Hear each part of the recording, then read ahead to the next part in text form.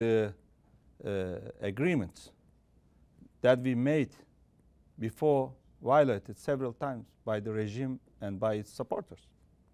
And sometimes we agreed as International Syrian Support Group. Sometimes co-chairs, Russia and US made the deal and we gave full support. But each time it didn't work. Now, yesterday we got together. Unfortunately, there was no outcome. Everybody locked their eyes to that meeting, and there was no outcome of that meeting. Therefore, we should continue actually spending more efforts to enhance the cessation of the hostilities and the delivery of the humanitarian assistance, but this time it must be implemented. But we're going to continue discussing. If the discussions, you have tense meetings with people shouting at each other, disagreeing, what's the point in continuing? What's the point of this group supposedly to support Syria? The Syrian people are dying more and more. The truces are not being implemented at all. You are right. I'm also frustrated and making deals, agreements, but no implementation. Who is violating it? The regime and its supporters. So is there any leverage? Is there any effective monitoring mechanism? No, I don't think so. So who is going to stop this vicious circle? And who is accountable for this? Unless the violators are accountable, unless we have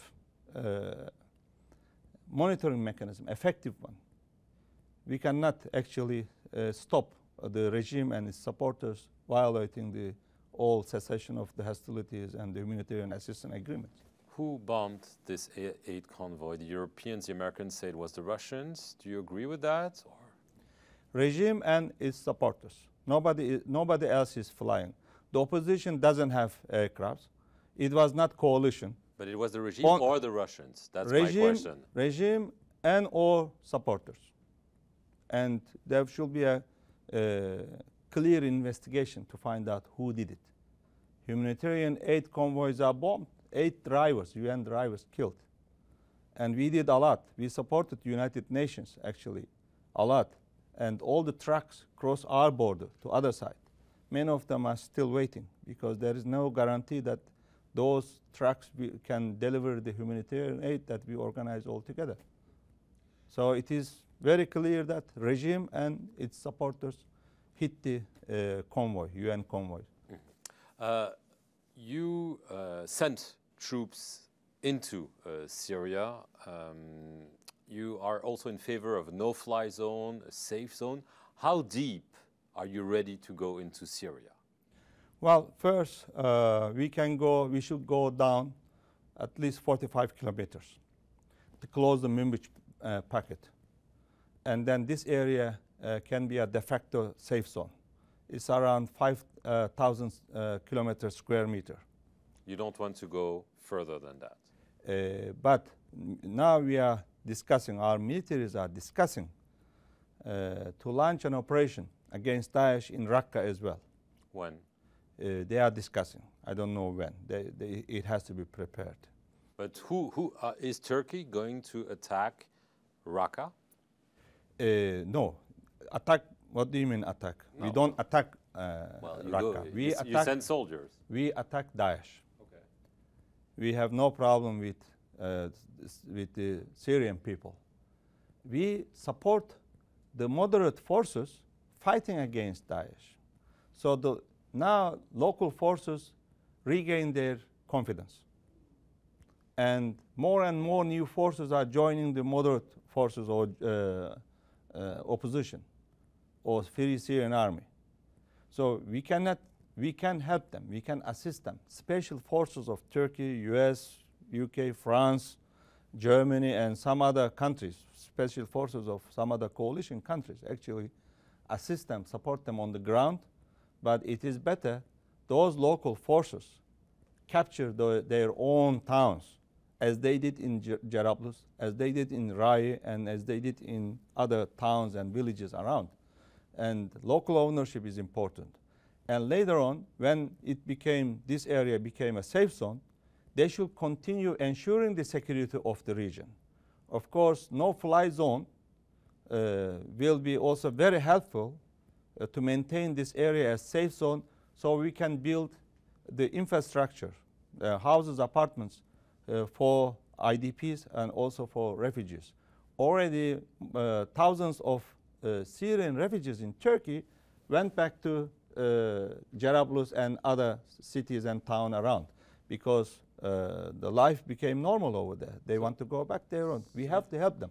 So you're confident that, let's say by the end of this year, Daesh can be kicked out of Raqqa by this combination of special forces and those new soldiers? What I think believe this can happen? This is a matter of will, than more than anything else. What I believe is Daesh must be defeated. That's what everyone is saying. Both in Raqqa and also in Mosul. And the militaries and technicians should discuss the modalities of these operations, both in Mosul and also But Raqqa. is this These are the two. Is this happening in earnest? I told you that they are talking. Okay, you went into Syria to fight Daesh, but also to fight some Kurdish groups in Syria, which you consider terrorists. There's a slight problem, however. Now there are reports that the White House is considering directly arming them. Apparently they've been already training, indirectly giving them weapons. Now there's consideration, probably pressure from the Pentagon, because they say those are the best fighters against Daesh. I imagine that's a problem for you. Look, we are there not to fight the others, Daesh. If our aim was to fight those groups that you mentioned, they are not the Kurds, they are the terrorist organization, PYD, YPG. There are Kurds in all over Syria and different groups that PYD, YPG hates them. Because yes, but the Americans like them and they say they're the best fighters against Daesh. So if our aim was to fight directly to them, we will enter Syria from Kobani or somewhere else. Our aim is to defeat Daesh. But what we agreed with Americans is that only few hundred YPG forces could pass the Euphrates River to the west for particularly Mumich operation. And according to the agreement, immediately after the operation, they will go back. We found out that some of them are still there. Everybody has to respect the deal that we are making. Otherwise, it doesn't make sense that we are in coalition or we are united our force against Daesh and this. Secondly, relying on a terrorist group in our fight against another terrorist group is the biggest mistake. And arming them is in this? Arming them is very dangerous. And those arms given to those forces actually sold by them to Daesh and other terrorist organizations. So the US it also happened in Iraq because of the economic situation. So we have to be very careful. Why we saw the success in, for instance, Jarablus and beyond. Why don't we support the moderate forces who are fighting for the territorial integrity and sovereignty of the country? Those PYD, YPG are not fighting for territorial integrity of Syria. They are fighting to create their own canton, possibly their own state. Are we for territorial integrity of Syria, or are we for division of the country? This is the question. But whatever the reason is, cooperating with a terrorist organization is not appropriate, it is not acceptable. So America, United States, always fighting terrorism. But in this case, unfortunately, they are cooperating a terrorist organization who is also attacking Turkey.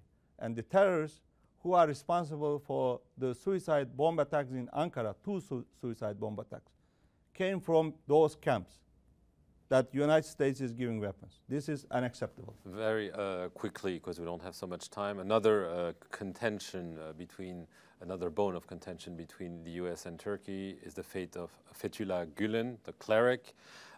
Turkey accuses him of being a terrorist, of being behind the coup against the president a few months ago. The US, for now, does not want to extradite him. Are you hoping that the US will eventually agree and that he will indeed go to Turkey like he said he would if he's extradited? We are not accusing this terrorist organization. We are 100% sure that this terrorist organization, FETÖ, is behind the attempted coup, behind the failed coup in Turkey. Everybody, including Americans, United States, know that he is and his affiliates are behind this attempted coup. And we ask United States to extradite him to us. Americans told us that they want to cooperate with us, and they asked for the evidences. Did you provide it to them? Yes, we provided some evidences.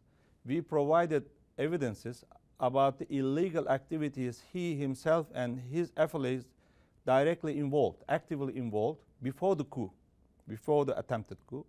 And now we actually transmitted the evidences related to coup, evidence that he himself and his affiliates are behind this attempted coup. So the legal process has started. We are expecting from United States, our ally and our model partner, to finalize this process and extradite him as soon as possible. When is as soon as possible? Well, the courts will decide that. But you're optimistic? We are optimistic that terrorists, such terrorists, has no place in democratic societies.